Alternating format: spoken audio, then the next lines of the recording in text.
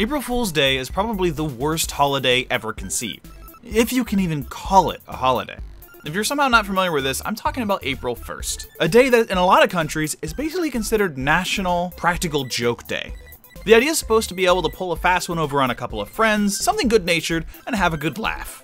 But in reality, this doesn't seem to be how things pan out. I mean, okay, everyone will admit it's a little bit fun to see a prank pulled on someone else. But overall, April Fool's Day seems to be National Lie to Your Friends Day, and that just drives me crazy. Now, don't get me wrong, I love seeing a good joke as much as anybody else, but you have to understand that for most of my career, I've worked in media. And in news media, April Fools means just one thing: vigilance. Vigilance against fake news. And I don't mean fake news in the modern terminology.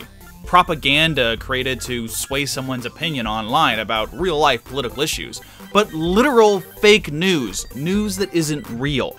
And not even news that's a joke, but sometimes news that's just a lie. And this is a weird tradition that's part of April Fool's that just personally drives me crazy. And according to the Washington Post, it goes all the way back to the fake holiday's roots, back to 1698. According to the paper, one of the first ever documented April Fool's pranks was just a kind of mean lie. Back in 1698, British people were handing out invitations to see the lions being washed at the Target of London. It was advertised like a spectacle for out-of-towners and new people to London to check out the lions being washed. It sounded fun and legitimate, but the big joke was that there were just no lions there. Or at least no lions being washed. And then a couple hundred years later, they did it again and just didn't have any lions at all.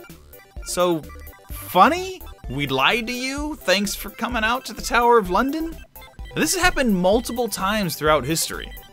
Again, that same Washington Post article has a great rundown of some of April Fool's stupidest lies. In 1905, dozens of papers wound up reporting a robbery of the US Treasury, all because a German newspaper thought it would be funny just to lie about it. In the 1980s, the MIT Technology Review had a fake article about Russian scientists planning to retrobreed and clone a woolly mammoth, something that was picked up by real newspapers later on. In the 1990s, NPR ran a fake story that Richard Nixon was running for president again. But he wasn't. And that's my point. All of these are things that sound like legitimate news stories, things that could have happened, but they were just fake. They were just lies.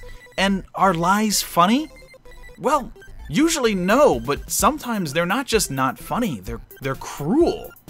Take 1998 in Boston, for instance. Now, if you ever listen to international comedy radio, you know that Opie and Anthony were not really serious news hoax.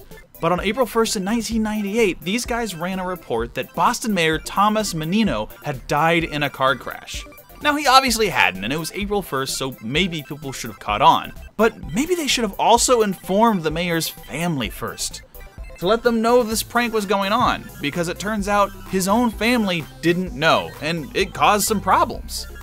And in my experience, this is mostly what April Fool's is. It's an opportunity to lie about a product that you're not making, or to give your friend a fake winning lotto ticket.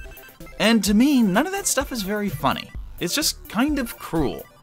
And maybe cruelty of others is fun to watch. But every time I see this, I think, if I was on the receiving end of this joke, I probably wouldn't want to be friends with whoever was making it anymore. And although I've never had any particularly bad pranks ever played on me as a result of April Fools, let this quick video be a plea out there, internet. Let's let April Fools die. Lying to your friends isn't funny. It's time for April Fool's Day to end. Or, you know, maybe the joke's on me and it's all super funny. Whatever. You know what's not an April Fool's joke? Me needing you to like and subscribe this video and probably some of the others if anyone's ever gonna watch this channel.